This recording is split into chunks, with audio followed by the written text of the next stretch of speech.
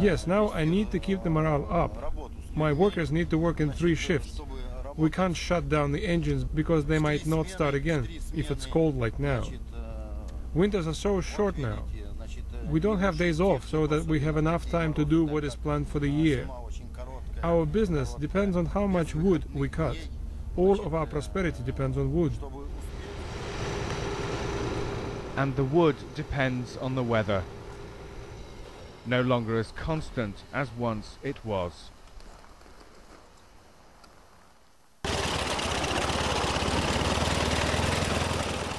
Not a road, but a river.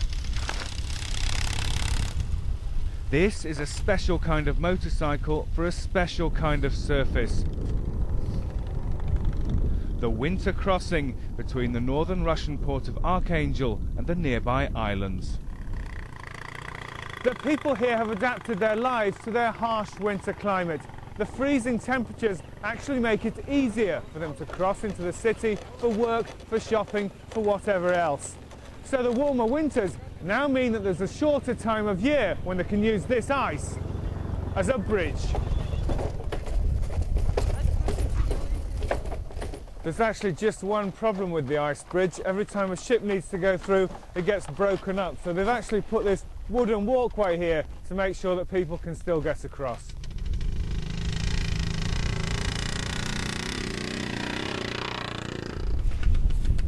Like the forestry workers and the herring fishermen, the people of the islands rely on the freeze.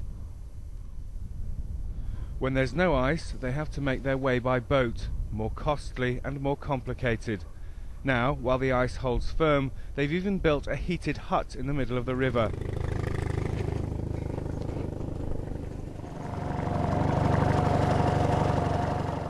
Andrei Kiselyov has a job in a factory in Archangel. When we met him on a day off, he was making a little extra money with his motorbike. Andrei's only in his 20s, but still, even during his life, he has seen a definite shift from what went before. Ice appears a month later now.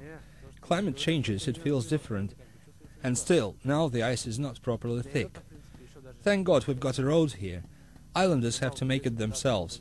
They freeze water to build a road so that cars can get to the other side. For ambulances or fire service, it's very important.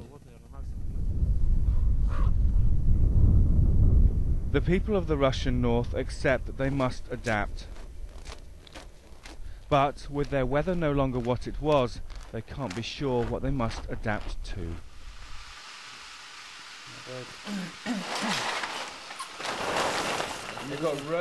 There is one part of the local economy which may benefit: agriculture.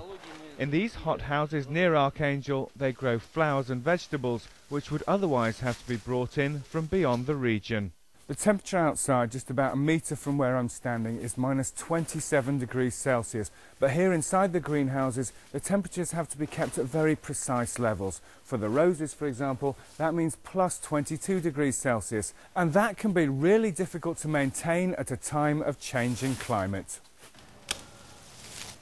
A recent United Nations study suggested that Russia could emerge as a winner from warmer winters. And how does that affect your business? From one side, warm winters allow us to save on heating costs. But from the other, it's darker when it's warm, and we need to spend more money on lighting. But overall, of course, we save money when it's warmer.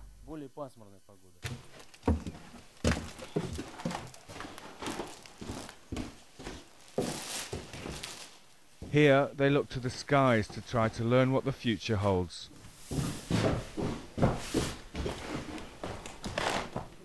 Every day, twice a day, they launch a balloon from this facility on the edge of Archangel.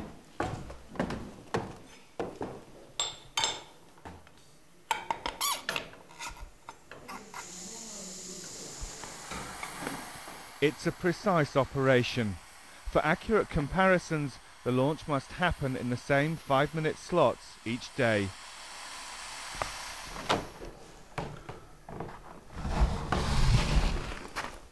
The balloon carries a device which sends back readings of air temperature, wind speed and direction, and atmospheric pressure from far above the ground.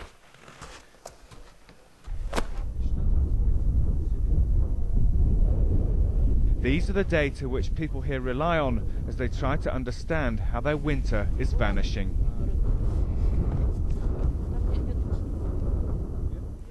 Now, it has been snowing most of today, but it is much warmer than it could be at this time of year. At the moment, it's about -7 degrees Celsius. But, of course, for the people of the Russian north, climate change is not just about variations in temperature and differences in snowfall. It's about how it affects them as human beings, about how it affects their health.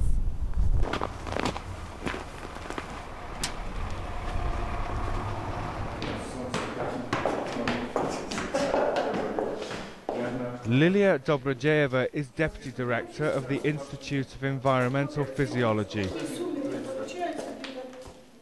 On our way to her laboratories, she explained to me that people this far north tend to suffer from more illnesses.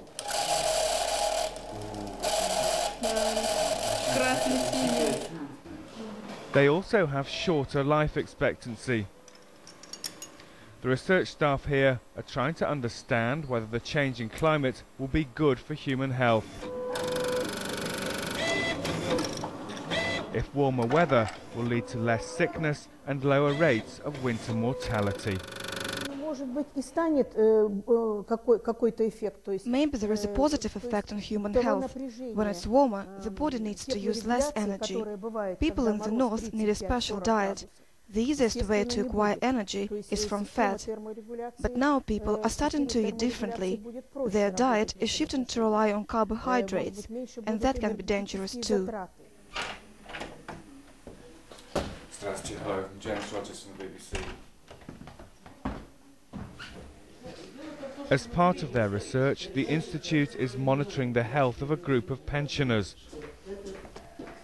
They see little benefit so far and seem to miss the more severe winters of earlier years. We're used to winter being winter and summer being summer. And now all seasons have intermingled with one another. We don't have summer and we don't have winter anymore. It's all one season now, never-ending autumn. Do you feel that it affects your health? Of course, it affects my health. When the weather's good and it doesn't change, then I feel really good. When it jumps around, everything aches.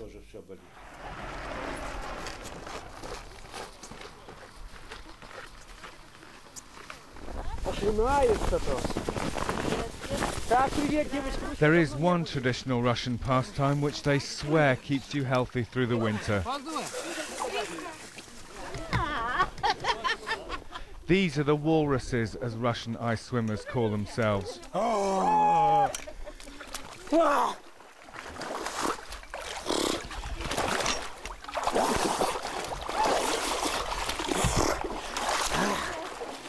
Every Sunday morning, they take turns to plunge through the hole they've hacked in the ice and into the water below.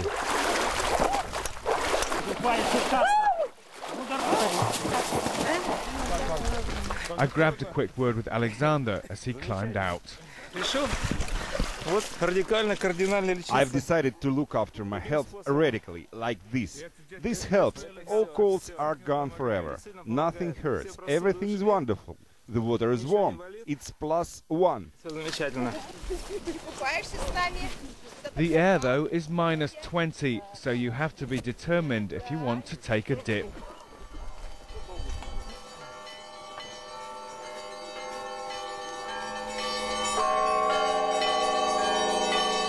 After the swimming, the church bells begin to summon worshippers to Sunday service. Passers-by pause to listen, perhaps to reflect.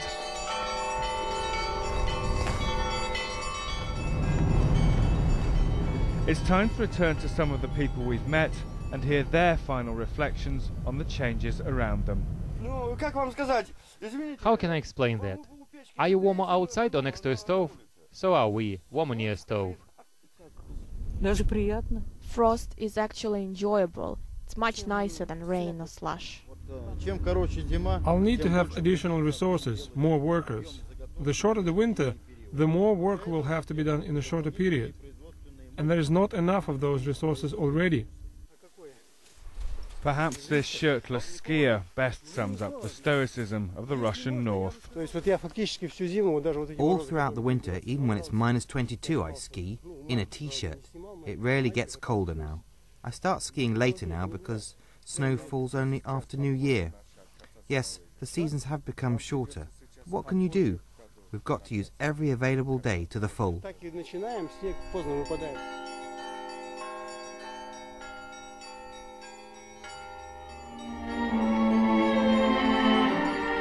The people here will need that kind of determination if they are to cope with the change and disappearance of something they have been able to count on for centuries.